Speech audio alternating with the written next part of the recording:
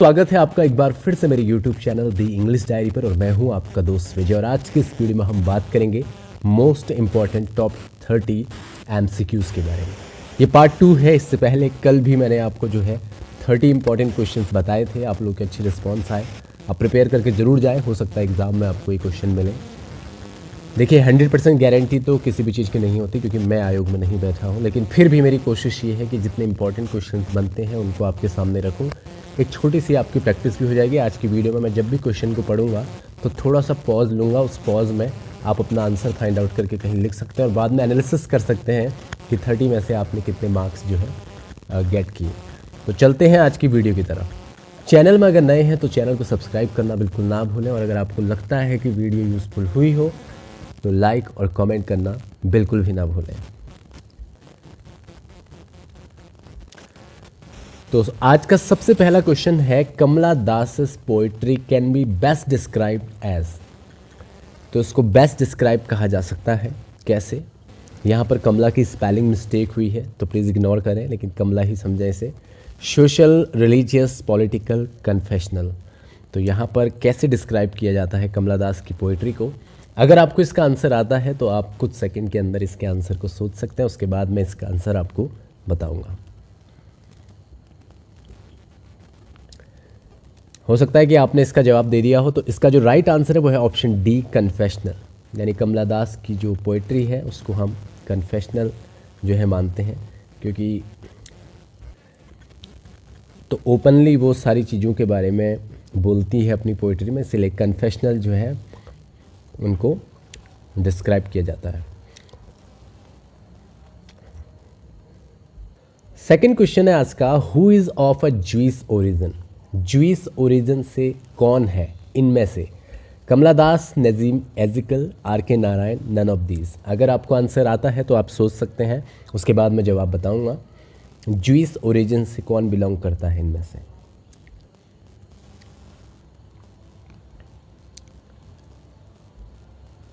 तो इसका जो राइट आंसर है वो है नजीम एजिकल। नजीम एजिकल को जो है ज्यूइश भी कहा जाता है।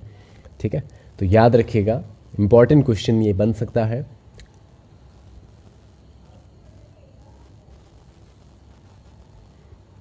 नेक्स्ट क्वेश्चन है, Sarojini Naidu's the bird of time was published in. Bird of time जो है ये कब पब्लिश हुआ था? इसके लिए मैंने आपको ट्रिक भी बताई थी जब मैंने सरोजनी नायडू जी के बारे में पढ़ाया था। तो फिलहाल ऑप्शन है 1910, 1912, 1914, 1916। तो आप अपने आंसर को गैस कीजिए, उसके बाद मैं जवाब बताता हूँ।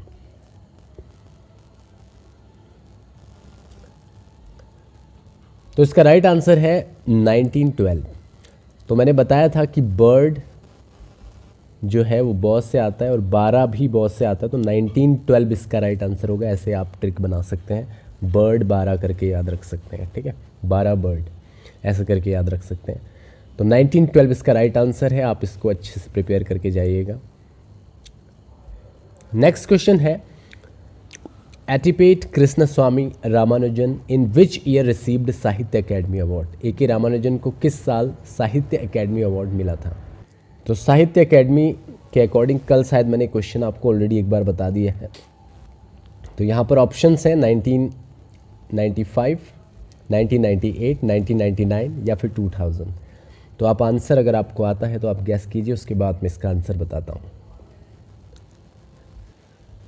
तो इसका आंसर है 1999।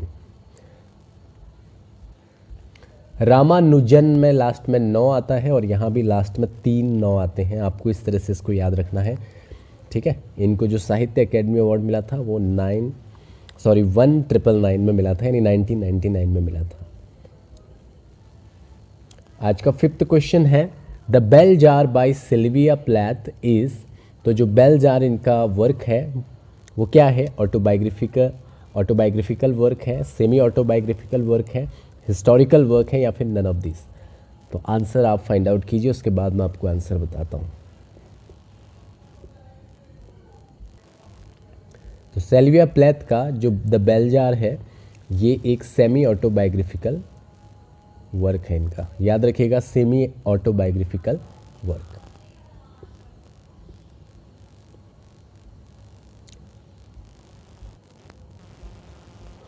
ये एक लाइन है जॉन कीट्स की, उनके ऑट की, और ये लाइन उनके किस ऑट से रिलेटेड है? डू आई मेक लिखा हुआ है लेकिन ये वेक है, WAKE, ठीक है। डू आई वेक और स्लिप, कि मैं जागूं या फिर सो जाऊं।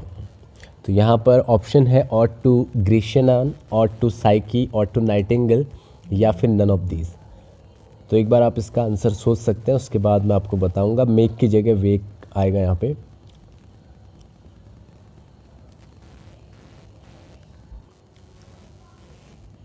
तो इसका जो राइट आंसर है वो है ऑट टू नाइटिंगेल। इसमें ये लाइन आई थी, डू आई वेक और स्लीप। नेक्स्ट क्वेश्चन है, here lies one whose name was writ in water. ये जो लाइन है, who is here spoken of, किसने जो है बोली थी ये बात? शैले ने, अर्नोल्ड ने, वर्ड्सवर्थ ने, या फिर कीट्स ने? आप आंसर सोचिए, उसके बाद मैं इसका जवाब देता हूं। इसका राइट आंसर है जॉन कीट्स।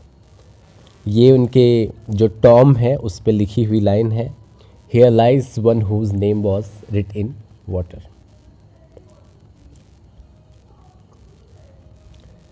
नेक्स्ट क्वेश्चन है, what is the name of Michael Henchard's daughter. Michael Henchard's की डॉटर का क्या नाम है?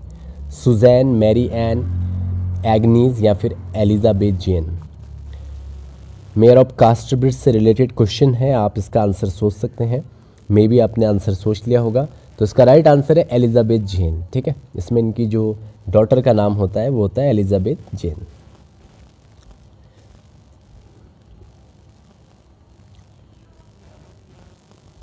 नेक्स्ट क्वेश्चन है, a prayer for my daughter is a poem by W.B. Yeats written in. A prayer for my daughter important work है, और ये किस साल में लिखा गया था? यहाँ पूछा गया 1916, 17, 1919 या 1920। आप सोच सकते हैं आंसर को।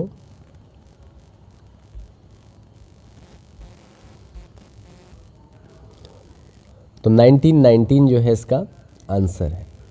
तो मैंने अपने टाइम पे जो है इसका ईयर ऐसे याद रखा था कि यहाँ पर देखिए लिखा हुआ है आई प्रेयर फॉर माई डॉटर, यानी अपनी डॉटर के लिए ये प्रेयर कर रहे हैं कब? जब वो 19 ईयर की थी। 2 बार 19 यहाँ पर है कि वो गलत रास्तों पे जो है ना जाए, क्योंकि ये वो एज ग्रुप होता है जहाँ पर बहुत सारी चीज़ें लाइफ में चेंज होती हैं, बहुत सारे हार्मोन्स या फिर बहुत सारी ऐसी रुचि जो है, जो डिज़ायर्स होती है वो चेंज होती हैं। तो इसीलिए इस उम्र में जो है, या आप ये समझ लीजिए कि वो अपनी डॉटर के लिए प्रेयर कर रहे हैं कि वो गलत रास्ते पे ना जाए। तो 19 साल की एज है, तो डबल 19 आप याद रखें तो आपको ये ईयर हमेशा के लिए याद रहेगा।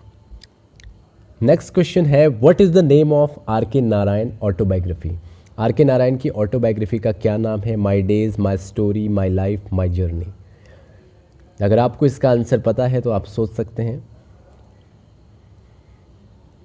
तो R.K. नारायण की जो ऑटोबायोग्राफी है उसका नाम है माई डेज। याद रखिएगा, माई डेज। नेक्स्ट क्वेश्चन है, in what year did Arundhati Roy win the Booker Prize. किस साल अरुंधति रॉय को बुकर प्राइज मिला था? बुकर प्राइज इनका मोस्ट इंपॉर्टेंट है। 2001, 1999, 1995, 1997। आंसर आप सोच लीजिए, फिर मैं आपको आंसर बताता हूँ। तो इसका राइट आंसर है 1997। इनको जो बुकर प्राइज है वो 1997 में मिला था, इसको आप याद रखिएगा।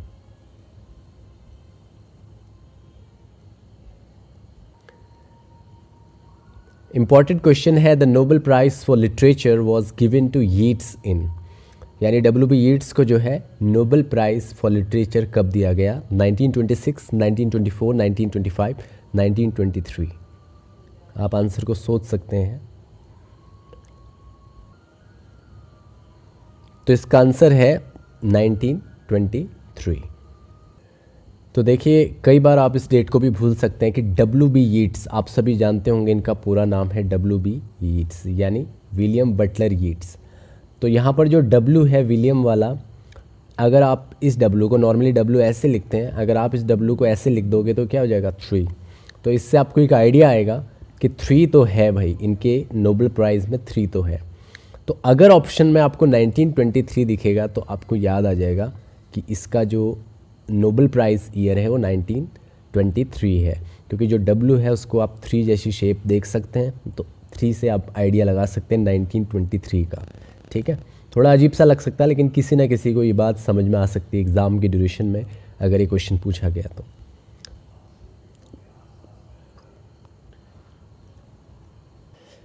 ये क्वेश्चन सबसे आसान है और पूछा भी जा सकता है। Charles Lamb is best famous for his. Charles Lamb जो है बेस्ट फेमस हैं किस चीज़ के लिए? John Woodvil, a tragedy, tales from Shakespeare, poems for children, essays of Elia. तो इसका राइट आंसर है essay of Elia. Important question है और आसान भी है, तो आप सभी को पता भी होगा। नेक्स्ट क्वेश्चन है, what was the title of Amitav Ghosh first novel? इनकी फर्स्ट नोवेल जो है अमिताभ घोष की, इसका टाइटल क्या है? Flood of fire, the grass palace, the shadow line, the circle of reason. तो जब मैं आपको अमिताभ घोष के बारे में पढ़ा रहा था तो मैंने आपको एक ट्रिक बताई थी इनके फर्स्ट वर्ड को याद रखने के लिए। अगर आपको याद होगा तो आप आसानी से आंसर बता देंगे। फिलहाल मैं आंसर बताने जा रहा हूँ, अगर आपको आता होगा तो आपने खुद ही डिसाइड कर लिया होगा। द सर्कल ऑफ रीजन्स जो है इनका जो है फर्स्ट नोवेल है। अब आपको कैसे याद रहेगा कि कोई भी इंसान पहली बार या पहली चीज़ जो करता है वो किसी न किसी रीज़न के करता है, तो अमिताभ घोष का रीज़न था, तो इसीलिए उन्होंने द सर्कल ऑफ रीज़न जो है सबसे पहला वर्क लिख लिया। तो रीज़न याद रखिएगा, किसी भी काम को सबसे पहली बार जो हम करते हैं तो उसका कोई ना कोई रीज़न होता है। नेक्स्ट क्वेश्चन है, which honour did Amitabh Ghosh receive in 2007?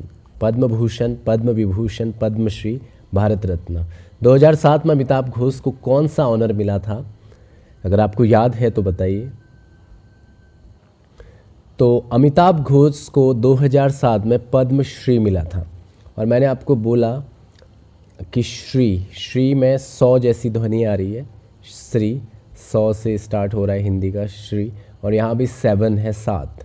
ठीक है, आप एक तो ये याद रख सकते हैं। दूसरा ये है कि जो 7 है उसकी स्पेलिंग भी एस से स्टार्ट होती है और श्री की स्पेलिंग भी एस से स्टार्ट होती है, तो श्री 7 आप ऐसे करके याद रख सकते हैं। तो पद्मश्री अमिताभ घोष को मिला था 2007 में। नेक्स्ट क्वेश्चन है, what was Gandhi's nickname in childhood? Gandhi ji का निकनेम क्या था बचपन में? मोनू, सोनू, मनु और मोनिया, या फिर माहू? तो मैंने ये आपको जब पढ़ाया था गांधी जी के बारे में तो बताया भी था, और अगर आपको आंसर आता होगा तो आपने सोच लिया होगा। फिलहाल इसका आंसर है मोनू और मोनिया। ठीक है, मोनू मोनिया इनको कहा जाता था, इनका निकनेम था बचपन का। ये क्वेश्चन भी इंपॉर्टेंट है इसलिए मैंने आज दोबारा से रिपीट किया है। Who wrote hope is a good breakfast but bad supper? Bacon, Dryden, Pope, Johnson. तो इसका राइट आंसर आप सभी को पता होगा, बैकन ने बात कही थी।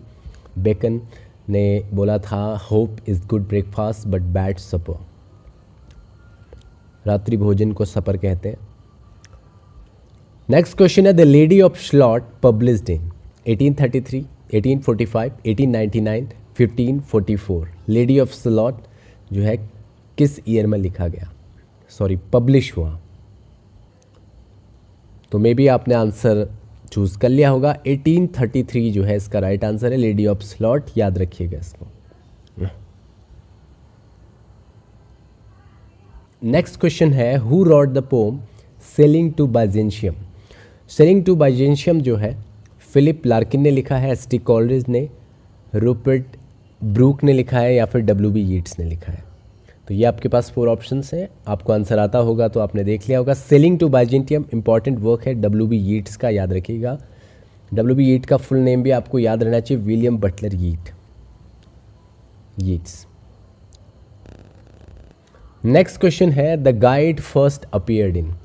R.K. नारायण का वर्क द गाइड कब अपीयर हुआ था? 1858 में, 1962 में, 1958 में, 1962 में, 1964 में, या फिर 1968 में? अगर आपको आंसर आता होगा तो ऑब्वियस सी बात है कि आपने चूज़ कर लिया होगा। इसका राइट आंसर है 1958।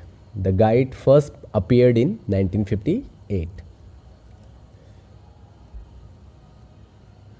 ये वाला क्वेश्चन भी इंपॉर्टेंट हो सकता है। Who wrote the banyan tree? Banyan tree किसने लिखी थी? अरुंधति बसु ने, अरुंधति रॉय ने, अनीता देसाई ने, अमृता राव ने? अगर आपको इसका आंसर आता है तो बहुत अच्छी बात है, अगर नहीं आता है तो इसका राइट आंसर है Arundhati Roy. The banyan tree Arundhati Roy ने लिखा था।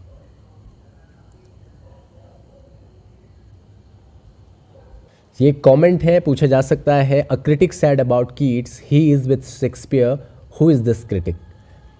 ही इज़ विद शेक्सपियर कहा था कीट्स के लिए, तो वो कौन सा क्रिटिक था जिसने कमेंट किया है? मैथ्यू आर्नोल्ड, कॉलरिज, हैजलिट या रस्किन? राइट आंसर पता है तो आप नोटिस कीजिए। इसका राइट आंसर है मैथ्यू आर्नोल्ड। मैथ्यू आर्नोल्ड ने ये बात कही थी कि ही इज़ विद शेक्सपियर, किसके लिए? कीट्स के लिए।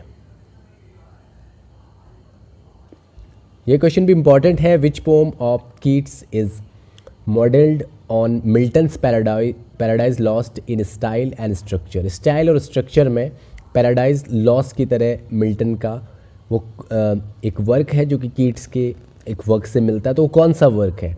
हाइपेरियन, इजाबेला, एंडीमियम या फिर लामिया? तो राइट आंसर इसका है हाइपेरियन। याद रखिएगा, हाइपेरियन जो है वो मिल्टन के पैराडाइज लॉस्ट से मॉडल्ड है।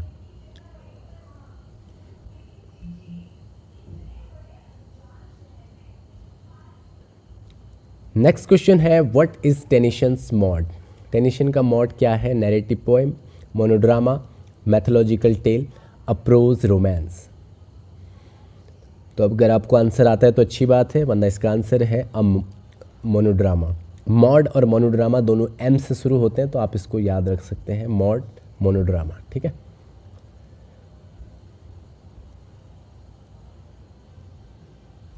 तो ये क्वेश्चन वैसे रिपीटेड है। The Nobel prize for literature was given to Yeats. अभी मैंने आपको बताया था 1923 में जो है ये दिया गया। डब्ल्यू बी यीट्स को बनाने में मैंने बोला कि डब्ल्यू को यूं कर दो 3, आपको 3 से आइडिया आ जाएगा 23। नेक्स्ट क्वेश्चन है which was the first novel of Charles Dickens? Charles Dickens की सबसे पहली नोबेल का क्या नाम है? Christmas carols, Pickwick paper, hard times या ओलिवर ट्विस्ट? तो इसका राइट आंसर है पिकविक पेपर। याद रखिएगा, इंपॉर्टेंट हो सकता है। First novel of Charles Dickens, Pickwick paper. Next question है Lamb wrote tales from Shakespeare in collaboration with which of the following? किसके साथ कोलैबोरेट करके उन्होंने लिखा था? Mary Lamb, William Cobbett, Hazlitt या फिर ली हंट? तो राइट आंसर इसका क्या होगा, सोचिए। तो इसका जो राइट आंसर है वो मैरी लैम, जो कि इनकी सिस्टर है, उनके साथ कोलैबोरेशन में इन्होंने इस वर्क को लिखा था, tales from Shakespeare.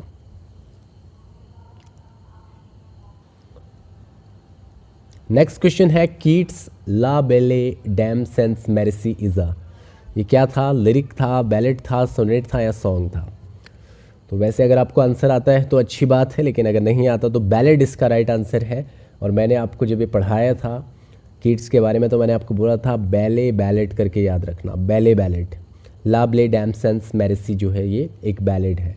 Ballot 4 lines की एक कहीं ना कहीं एक पोम होती है, और ये एक ऐसी पोम होती है जो किसी कहानी को नरेट करती है, एक कहानी सी होती है पोम वर्जन में।